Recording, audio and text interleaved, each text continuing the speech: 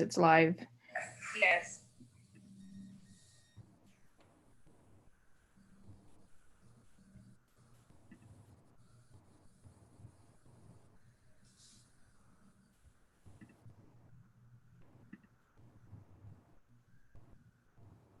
All right, there we are. I have this muted. Okay, it says it's now streaming live. Are we ready? I believe so. Okay. Once again, we'll call the meeting to order. April 7, 2020 meeting of the Harlingen Development Corporation of Harlingen. We do have a quorum. All 5 board members are present electronically. You know, I was going to say we could forego the Pledge of Allegiance, seeing as how we're all kind of separated. But I think at this time, with everything we're going through, and we're all going through this together as a nation, I think we should go ahead and say the pledge. So wherever you are, just imagine a flag and join me in the Pledge of Allegiance. I pledge allegiance to the flag of the United States of America, And to the republic for which it stands, one nation, under God, indivisible, with liberty and justice for all. Thank you all. So do we have any guests? All I saw was commissioners, the mayor, staff, and board members. You got staff, Gabe and Carlos are also watching. Okay. There's 3 other people on the live feed watching us. Okay. All right. Any public comments? We had none submitted through the website, so no. Okay. Item 1, consent agenda. The following items are of a routine or administrative nature. The board has been furnished with background material on each item and/or it has been discussed at a previous meeting. All items will be acted upon by one vote without being discussed separately unless separate discussion of any item is requested by a board member. Items withdrawn from the consent agenda for individual consideration will be heard in their normal sequence after the remainder of the consent agenda has been acted upon. Item 1A, consider and take action on the February 25th, 2020 board minutes. 1B, consider and take action on the February 28th, 2020 financial reports. 1C, discuss and take action on awarding a landscaping contract for Harlingen Industrial Park 3 Landscape Project Phase 1. And 1D, consider selection of candidates for the upcoming Kaufman Fast Track Entrepreneurship class.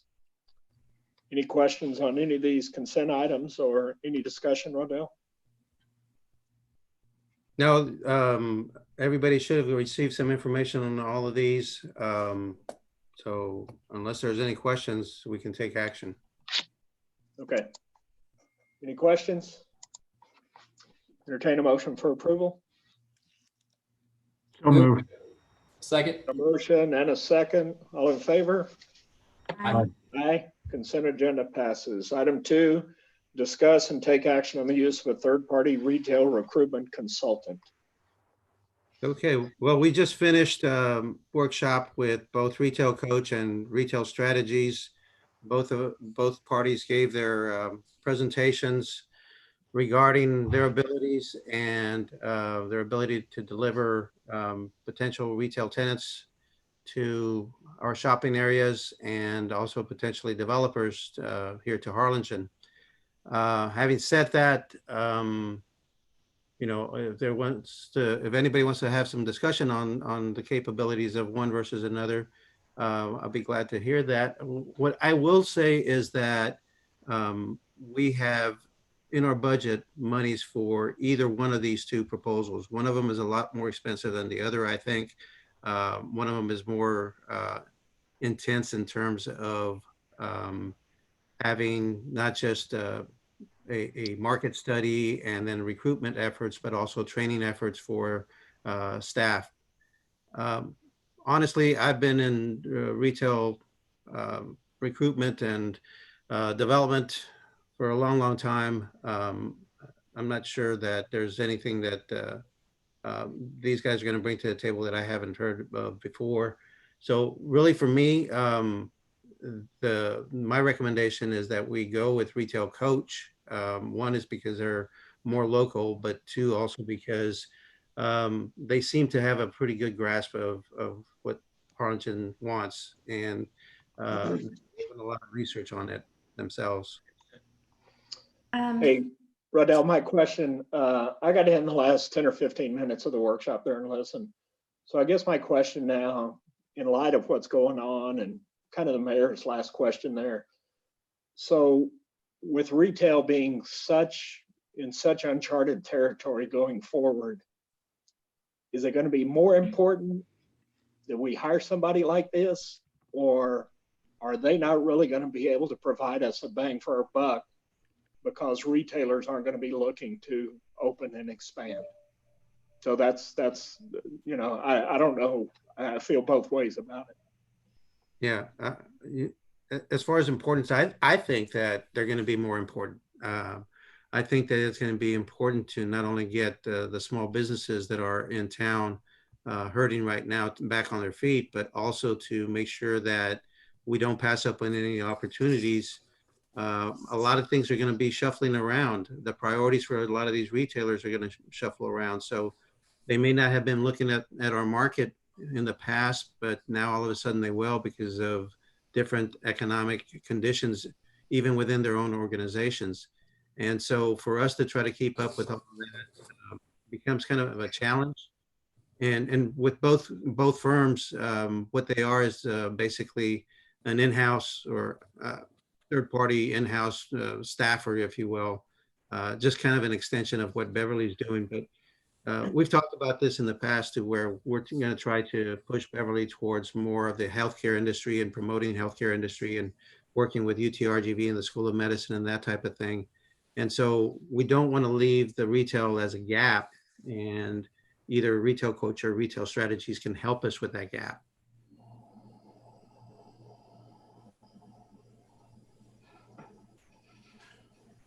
I was going to make a comment. I was going to comment that I got to meet both different groups at the ICSC conference in Fort Worth when I went with Beverly and Raudell.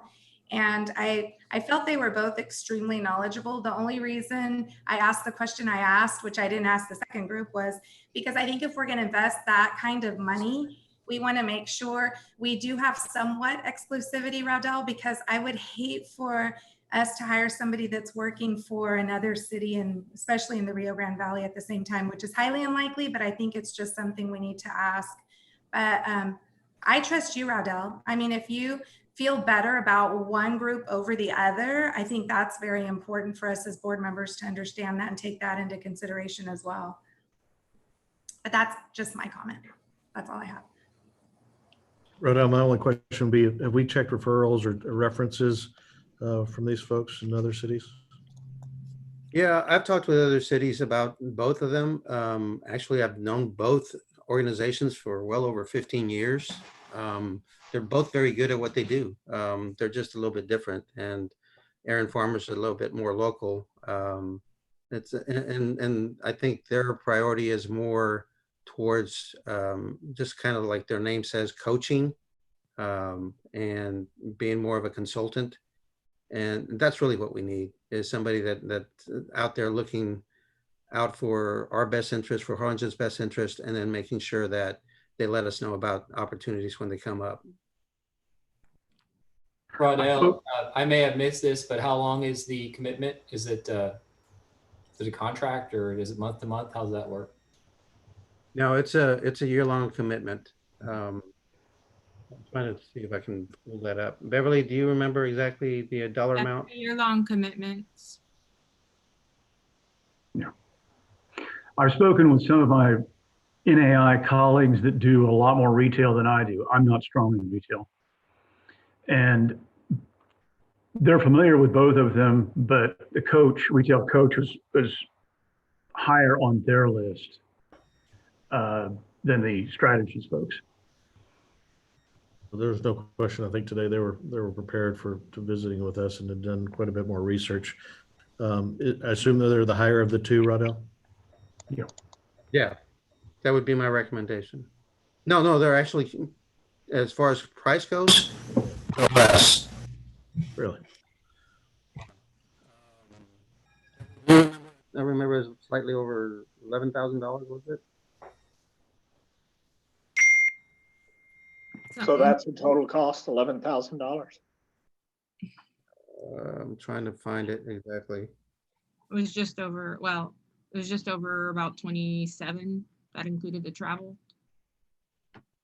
Just right around there. Hang on a second.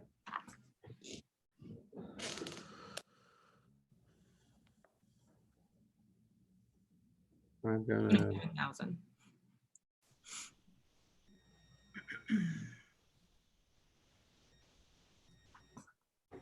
this was their proposal. They went through this.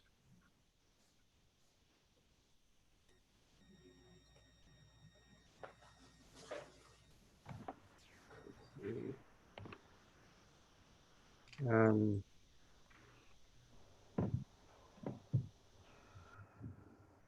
actually,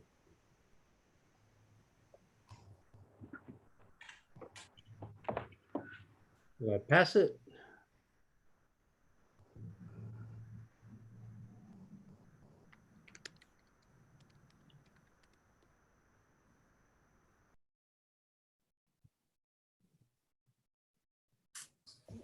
Well, while you're looking for it, I was going to just make the comment at some point that, yeah, Mickey, as you know, before we started the meeting and the workshop, I was a little skeptical as to whether or not this is something we needed to do at this time. But the more I thought about it as the presentations were going on, the more I think it probably is a good idea to have somebody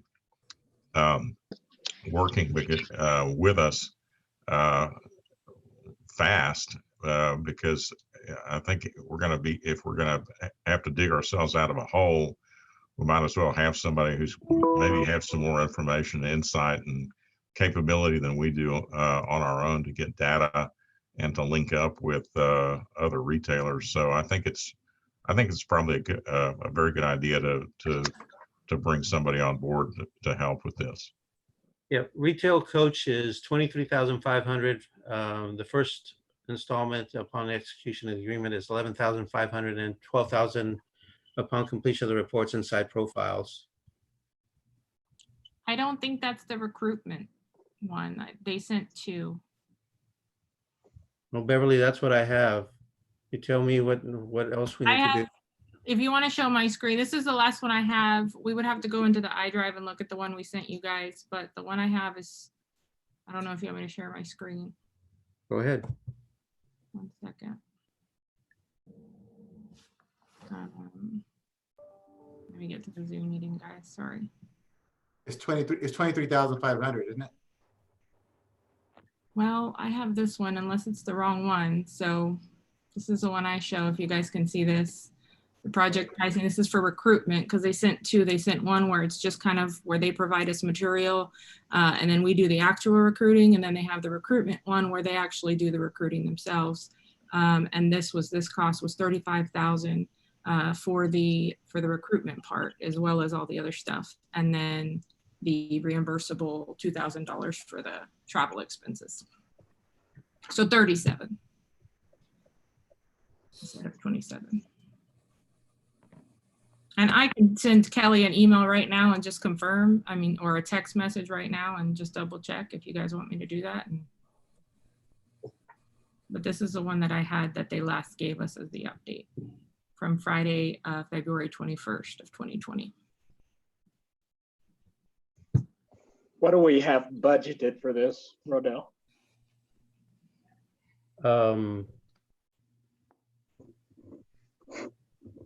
For that specifically.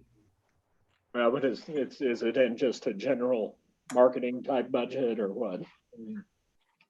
No, it wasn't in marketing. It was more of a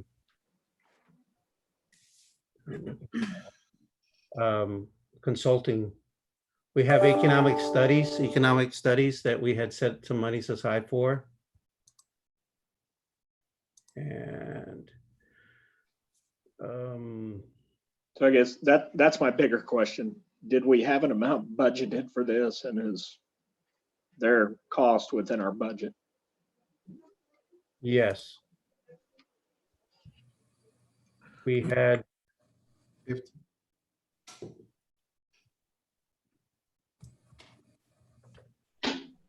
we have 102,000 set aside in our economic development studies.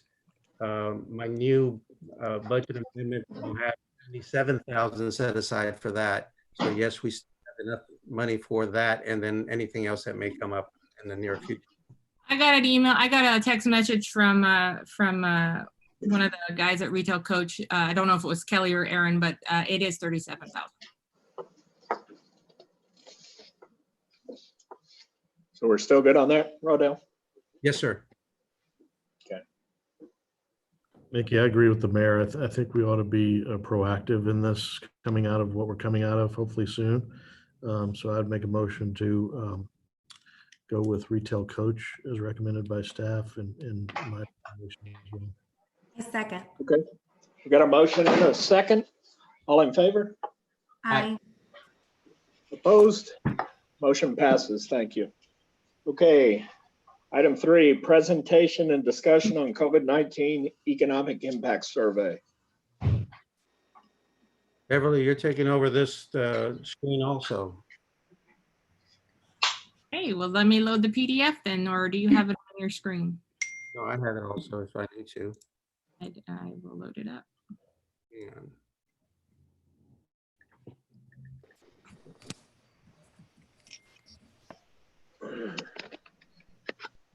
I've got it up. got it? Yeah, I'm just pulling it up right now. Bear with me 1 second.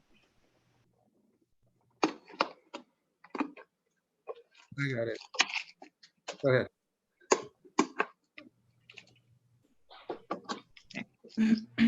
So I'm sure, I think every single one of y'all has seen the economic impact survey, and what we're really trying to do here is just identify what that impact is in the business community, and whether, how we can help, or, how the city can help, but mainly just identifying what that impact is. Next slide. So we launched it March 24th. As of April 3rd, we had 102 responses. We do have more now. But we did see a big increase in responses last week, especially. The survey has been promoted on several social media sites, but both with the city and the HEDC. Go ahead, Rodell. Most of the businesses are located here in Harlingen. That was our thought process here, is being able to, again, identify that impact in Harlingen. Association to business, 77% have been business owners. There have been some managers that are reaching out in this survey because they're directly involved in those decision-making processes. So most are other, but when you look at the other categories, and I don't have them included here, some of them do fall within the professional services, the retail, the construction, but they selected other. So our biggest category is other as far as the types of businesses. Then we have professional services such as accountants, insurance agents. Then we have retail, healthcare, professional services, restaurants, you can see it there. Believe it or not, I thought more restaurants would actually fill out this survey or complete the survey, but we've had a lot of the other type of businesses. So for the following, we did in the beginning start looking at this. There are loan programs and there are grants available to different type of women-owned businesses, minority-owned businesses.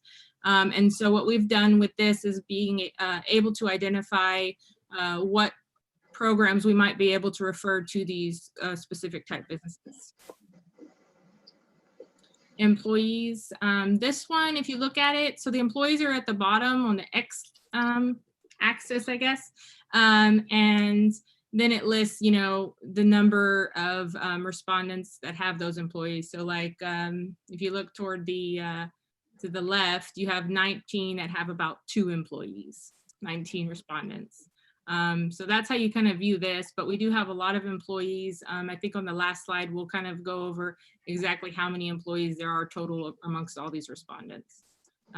Most of the employees are working from the office still, and about 19% are working from home.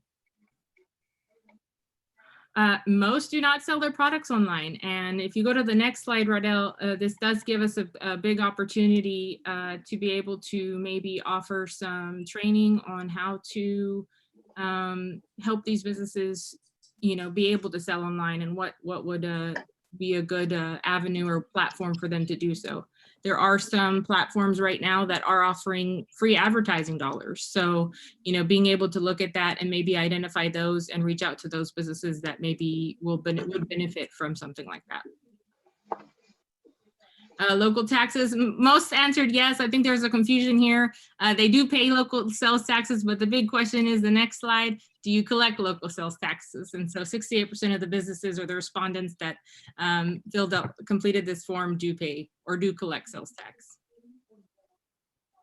I'm going to interrupt just real quick. There are a lot of questions here. We did have this posted for on the One Hub for all of you all to see. I think what's important here is that we started looking at kind of the trends, and most people that responded were saying that they're having to cut back on employees, they're having to cut back on hours. Their sales have been dropping. So the ones that did respond have been hurting, and that was really kind of the push for the survey, was to try to understand what was happening in our own community. And I think we got a lot of that good information. We've shared that with y'all. We don't want to spend too much time on this, but for example, this one on the employees that were laid off or furloughed, the majority of the national brand restaurants were the ones that were laying off a lot. But the smaller businesses were laying off people also. And then some of them knew that within the next couple of weeks that they're going to be actually laying off people. Some of them weren't sure what was going to happen to their business. So there's a lot of uncertainty out there. This is a very good graph that shows how many of these guys are actually hurting.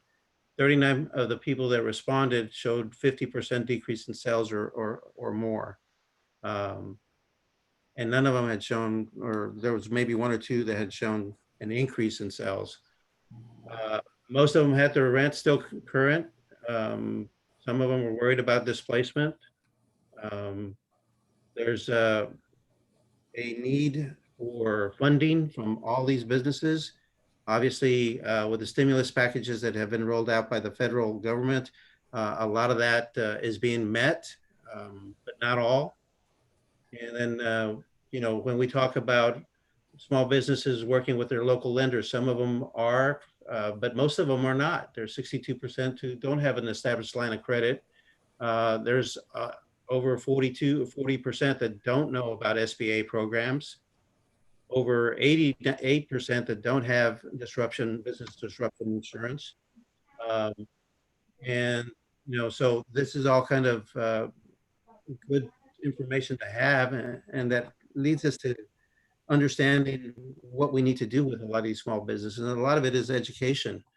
The biggest assistance that they're interested in receiving was some grant monies for helping them with their cash flow and with their working capital. Hey, Rodell, can I just comment real quick on that? Well, in my business, in the restaurant business industry, one of the larger challenges is going to be, and I know we're going to come out of this, whether it's 2 weeks from now, a month from now, but one of the biggest challenges a small business owner is going to have is with the stimulus package. If you're, for example, if my employees get 4 or 5 months of unemployment check, they're not going to be looking for work. So have you thought about how to help the small businesses or the small business community either incentivize bringing the employees back to work, or or just hiring in general, because that's the challenge that I know I'm going to face as far as once we do come out of this. Yeah, later on in the meeting, we're going to touch on that. Right now, I just wanted to make sure that we just presented some of the information that came from that survey. Okay. And so, Beverly, why don't you just cap it off? Yeah, so out of the total response, we did have 1,295 employees, or sorry, 1,295 employees, 1,295. 365 employees have been laid off or furloughed, and then there are 36 respondents that have actually ceased their operations. And this information we're also sharing, if they allow us, to some of the different agencies to help these businesses out. We've been calling the businesses, reaching out to them, even if it's just for them to vent a little bit, and the businesses really appreciate that. And I think it's been real helpful. Yeah, one of the things that when we started seeing all these respondents fill out these forms, we had talked about different things that we needed to do, but the first thing that I did was assign each of the staff members to one of these respondents. And so each of the 100 or so respondents is getting a phone call and an email and follow up from one of our staff members, making sure that they are reaching out to the SBA or their lender and taking advantage of the programs that are out there right now. So Yeah, so I'll just say something here, and I'll let Michael and Ricky chime in also. So on these PPP loans, especially, because that's what everybody's interested in right now, because it's quote free money. It's not really, but can be. But I've had businesses of all types. It started out restaurants and dentists because they were the first ones immediately impacted, having to close. But it's been across the board with my customers: dental offices, law offices, manufacturers, just all types of businesses across the board has been my experience. Even surprising to me, an auto body shop. He says, nobody's driving, nobody's having wrecks. I don't have business. And he says the people that might be customers, they don't want to spend money on their deductible because they're unsure about their job situation. So it's my customer list only, and I've got 61 applications for this PPP loan, and I've got more coming in while we sit here. People emailing me stuff. I'll let Michael and Ricky chime in, see if they're seeing the same thing, but it's across the board business-wise for me.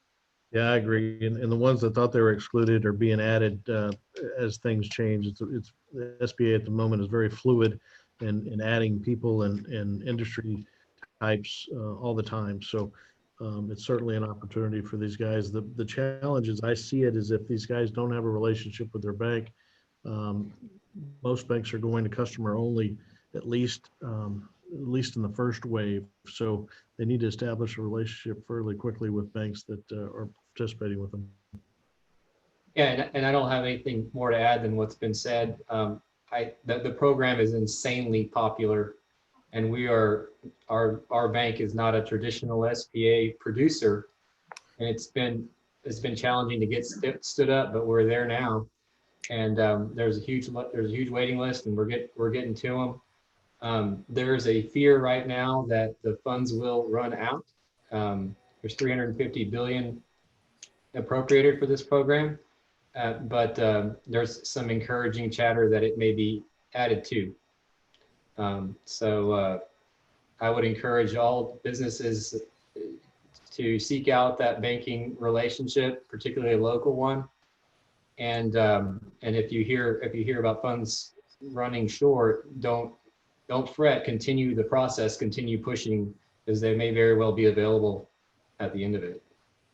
Yeah, I agree with Ricky. I think this thing is going to be so heavily subscribed that I don't think they're going to leave people hanging that didn't get in time. I mean, first thing Monday morning, my bank had applications in process for 1.6 billion of the 350 million. I heard Bank of America had 22 billion in apps. So, I mean, that money's going to get eaten up really quickly. yeah. All right. So that was really our presentation on the survey, but we have another presentation that I wanted Celine to just kind of go over some of the things that we've been doing since basically about 2.5, 3 weeks ago. And All right. item number 4. Let me go ahead and I've never shared the screen, so here we are. This is it. All right, are you guys seeing my screen? Yes. Yes, The presentation? yes. Okay. Yes. Oh, it's gonna get confusing because my little face is up here. All right. So I'm gonna go through a little bit of a timeline. Oops, go back. A timeline and response to COVID-19 really started that week of March 16th for us as we began to see the numbers go up throughout the nation, and just to hear what different guidelines and recommendations were coming in. At that point, we began to brainstorm ways to approach the matter without causing any panic, and really going back to being that source of information and accurate information.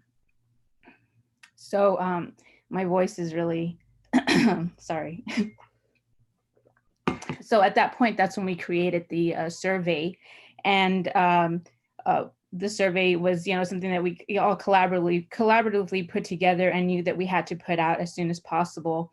At that point, also Radel was in discussions with the governor's office and various EDOs locally and statewide. That rolls us into March 23rd, which was a critical time for us to begin sharing and connecting the community to the resources. We also had to get creative in how we're sharing, because this moment was pretty much shifting the way that we were going to communicate. So that's when that week was when we distributed the economic impact survey. We shared it across social, web, and newsletters. We also held a webinar that week. I believe it was Tuesday, and that was just that was done very rushed, but we had such a great reception from the Harlingen manufacturers who had questions and concerns about the shelter-in-place order that the county had put out. And that was led by our attorney, Alan, who was kind enough to be there and answer and kind of quell those fears for our manufacturers. From there, we started creating different news items and compiling all the information on our website. City leaders started getting together. Radel, Mayor, and Dan, as well as Chris from the chamber, got together and began working and figuring out ways that we could all collectively work together to put out information and to find solutions to what's going on. Here we are, March 30th. We launched the resource guide page, which is exclusively state and federal and local information that I'm updating weekly. Any new information, as it's all coming in, it's coming in pretty quickly. So we're making sure that our community has that information. We're now working on webinar ideas, just in order to keep people informed, keep employers informed, what their next step is, maybe providing different resources to their employees and so on. So let's see. And this is kind of, if you've seen this, great. That means that we're spreading the information pretty aggressively all throughout our social media platforms and online and to our media outlets as well. We're engaging the audience and down the line, this is something that people will recall on that, we were that source of information, that pipeline of information. We are informing, we're updating, and we're looking for solutions and being creative on how we're presenting this valuable information. We're doing something fun also. We're not a healthcare or scientific source, but we are reminding people what they can do to keep safe. Here are some more examples of what we've done. This federal and state resource infographics. And then we also put up the information on our Spanish website, and that was updated last week on Friday. So the information, state and federal resources are all found on the Spanish website. And this is a list of everything we're done. It is linkable. I could take you to all of them. One of the things that I do want to share is the resource page itself. That's not it. Oh, yeah, that is it. That'll take you there. Nope. Let's see. Here we are. So this page here is where we're putting all that information in. We're updating it weekly. It has the economic impact survey. It has information from Harlingen, from the city of Harlingen, Cameron County notices, has a nice overview of the CARES Act, small business guide and checklist for small business owners. We also had the SBA webinar where we had the SBA Harlingen district office come in and give an overview of the emergency injury disaster loan to small business owners. And we had close to 60 people participate in that.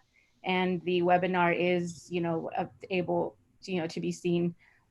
You can get through it through here and on our website. And then we've also shared it on social media. You're not on the right page. What was that? You're not on the right page. I'm not. Where am I? See the official notice. Oh, new share. Here we are. Is that sharing now? Okay. No, there you go. There. Okay, sorry. Yeah, so there, this is the resource page if you haven't seen it. I just went through it all. But so yeah, we're like I said, we're updating it frequently. We have this is where you could get those resource guides. We have information from Texas Workforce Commission for employers and for employees. We have the Q&A with Alan that we did with the manufacturers. We have a list of curbside pickup options that was created by New York Deli. And then we have other resources here where, they're national type of resources, Facebook Small Business Grant, Google Lift Fund, Verizon and Spectrum. So as we find different resources and we verify and confirm that they're actually, something that's real, we place them on here. So I'm updating this every Friday, and information does come in so quickly, but I do try to share them on social media first. Can you see the Spanish website? Yeah.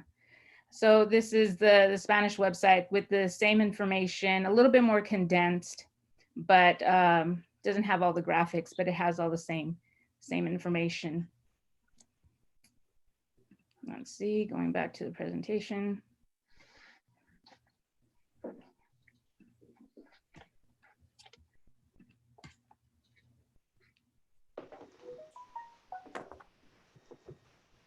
Where's my new presentation? Oh, here we are. Okay. No, but I mean, that pretty much, concludes. It's been a lot of work. And, the information does come in so quickly and it's changing kind of what we're doing. We knew, when this was just starting that it wasn't going to be business as usual and our roles were going to shift quite a bit during this time.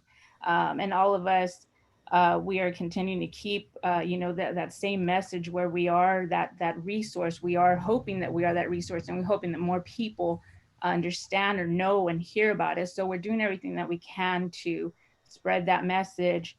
And I think, we're becoming experts. And as Radel said in one of our many meetings, that we have to become experts. As soon as the CARES Act came out, he sent us all the information and little overviews and all that. And that's what we're working on now. We're doing the outreach to, to people who have responded to the survey. And we're just continuing to try and help and connect people to those proper resources and information.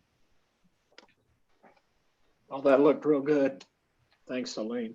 Mm-hmm. Thank you. Any comments on any of that by anybody?